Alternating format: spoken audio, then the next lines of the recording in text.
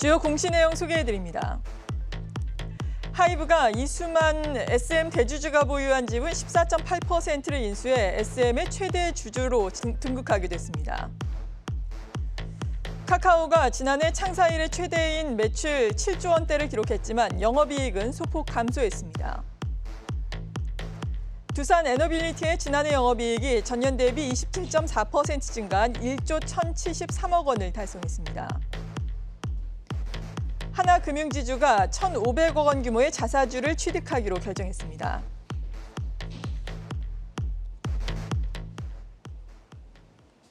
공시 내용 먼저 알아보도록 할 텐데요. 타케오 뉴스의 조호진 대표와 함께합니다. 어서 오세요. 예, 안녕하세요. 네, 오늘 아주 뜨거운 이슈가 되고 있는 것이 하이브가 되겠습니다. 이 덕분에 또 엔터주들의 주가가 오늘 급등을 하면서 시장에서 독야청청하고 있는 상황인데 자세하게 어떤 내용인지 정리를 해볼까요? 예, 오늘 오전 7시 한 30분쯤에 이제 하이브가 그 SM의 그 지분을 인수를 해서 일대 주주로 올라섰다는 이제 공시를 했습니다.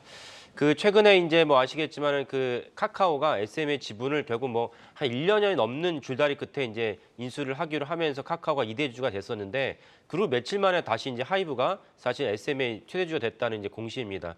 그 사이에 이제 몇 가지 이슈가 있었습니다. 한 가지는 뭐냐면은 카카오가 SM의 지분을 인수하는 과정에 있어서 그 원래 SM의 CEO가 이제 그 이성수 CEO가 이수만 창업주인 조카입니다. 그래서 기존에 계속 온라인 파트너스가 요구했던 것을 계속 거부를 하다가 작년에 극적으로 이제 수용을 하면서 이제 온라인 파트너스의 이제 이창환 대표가 이제 SM의 이제 그 이사로 등재가 됐습니다. 근데 그 과정에서 이수만 창업주하고는 사실 이제 척을 졌다는 것이거든요. 그러니까 이수만 창업주는 계속 요구를 수용하지 않았는데 이성수 CEO는 이제 요구를 받아줘야 된다. 이게 이제 법적으로 여러 가지 면에서 문제가 된다라고 해서 이제 이성수 CEO가 이제 받아주면서 삼촌이랑 척을 졌습니다. 그래서 그 사이에 이제 카카오가 2대 주가 되면서 그 과정을 이제 이수만 창업주가 이제 가처분 소송까지 냈습니다. 소송이 인용될 것인지 이제 추후에 결론이 나겠지만 이후에 갑자기 이제 하이브가 등장을 하면서 하이브가 일대 주주로 이제 등장을 했습니다. 근데 여기까지는 다 알려진 사실, 오늘 새벽에 나왔지만 다 알려진 사실이긴 한데 하이브의 또 다른 맥락을 봐야 될 거는 전혀 네이버라고 봅니다. 그러니까 네이버가 사실은 하이브와 긴밀한 관계를 맺고 있는데 만약에 SM의 일대 주주로 SM의 경영권을 이제 그 카카오가 갖게 된다면 네이버도 이제 우리나라 국내 엔터 사업에 많은 투자를 했거든요. 그리고 투자한 것이 사실은 이제 도움이 될 가능성이 많다. 그러니까 더 이상 양대 포탈이 있는데 카카오가 SM을 인수해버리면은 네이버 입장에서는 SM과 다른 사업을 할 수 없을 지경에 이를 것이다라는 전망이 있었습니다. 그리고 이제 또 하나 주목해야 될 것점은 그 하이브의 중요한 회사 중 하나 위버스가 있습니다. 위버스는 뭐 아시다시피 이제 BTS의 여러 가지 이제 코로나 시절에 오프라인 공연을 못 하니까 거기에 대한 차선책으로 이제 내놓았지만은 그 전 세계적으로 엄청난 이제 BTS의 팬덤이 있기 때문에 그 팬덤을 바탕으로 해서 많은 이제 매출과 영업을 갖다가 달성한 것이 위버스입니다. 근데 위버스의 지분 구조를 보면 51%가 이제 하이브가 갖고 있고 49%가 네이버가 갖고 있습니다.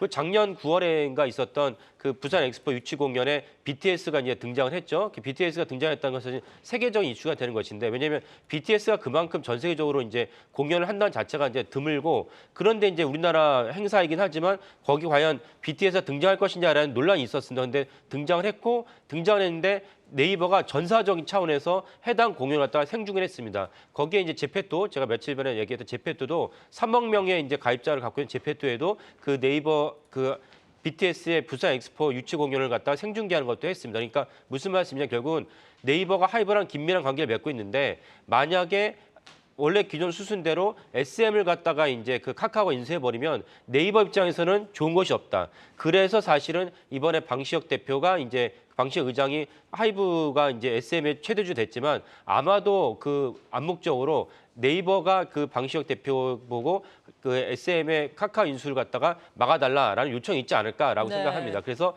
여기에 이제 네이버도 개입돼 있다라고 보는 것이 타당하지 않을까라고 생각을 합니다. 네, 그렇군요. 오늘 이 소식으로 인해서 SM 그리고 디어유는 장 초반에 VI가 발동되기도 했었는데 저희가 가지고 계실 분들은 좀 차익 실현을 하는 게 좋겠다라고 말씀을 드렸었죠. 역시나 시초가가 고가가 되면서 디어유는 오히려 이 시각 현재 3.7% 하락 전환을 한 상황이고요. SM CNC, SM 라이프 디자인 모두 이 시각 현재 여전히 급등이지만 그래도 시초가가 고가가 되고 있는 상황입니다. 계속해서 두산 에너빌리티 소식도 알아볼까요? 예, 두산 에너빌리티가 예상대로 좋은 실적을 발표했습니다. 두산 에너빌리티는 이제 원자력 수혜주로 봐야 되는데요. 원자력에 많은 부분이 있습니다. 많은 부분이 있는데 자동차로 치면 엔진에 해당하는 것이 원자로인데 원자로를 갖다가 유일하게 생산하는 기업입니다. 그리고 전 세계적으로 원자로 자체를 생산하는 기업이 몇 군데가 안 됩니다. 몇 군데 안 된 이유는 원자력 자체가 힘들고 그리고 미국에서 했던 원자력에서 미국은 사실 원자력 자체를 갖다가 그 추가로 이제 발전을 하지 않기 때문에 그러면 원자로를 개발할 수 있는 기업들의 입장에서 매출이 줄어드는 거죠. 그래서 실제적으로 이제 두산 에너빌리티, 그다음 프랑스, 그다음 러시아, 그 일본, 미 정도인데 이런 점에서 전 세계 원전에 대해서 작년에 러시아나 우크라이나 침공 때문에 원전이 각광을 받고 있습니다. 그래서 두산 에너빌리티는 국내 원전뿐만 아니라 전 세계 원전에 대한 수혜주라 볼 수 있습니다. 근데 여기서 또 주목할 점 무엇이냐면 두산 에너빌리티가 두산 바켓의 지분 51%를 갖고 있습니다. 그 지분이 50%를 넘게 되면은 단순한 지분 평가 이익으로 재무제표에 반영된 것이 아니고 온전하게 하나의 부서로 이제 단일 재무제표를 반영이 됩니다. 그러니까 두산 바켓에 만약에 1조 원 매출액의 영업이익이 생겼다. 그러면 51%만큼 그 두산 에너빌리티에 반영된 것이 아니고 두산 바켓의 영업이익과 매출이 온전히 두산 에너빌리티에 반영이 됩니다. 그런데 하루 먼저 언제나 두산 바켓의 잠정 실적 발표됩니다. 그러면은 두산 에너빌리티 실적도 자동적으로 예측할 수가 있고 그에 따라서 두산 에너빌리티 주가도 예측할 수 있는 것입니다.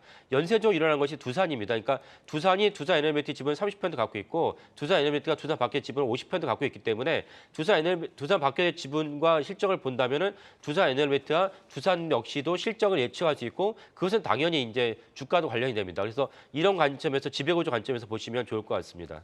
네, 지금까지 타큐 뉴스의 조호진 대표였습니다. 고맙습니다. 예, 감사합니다.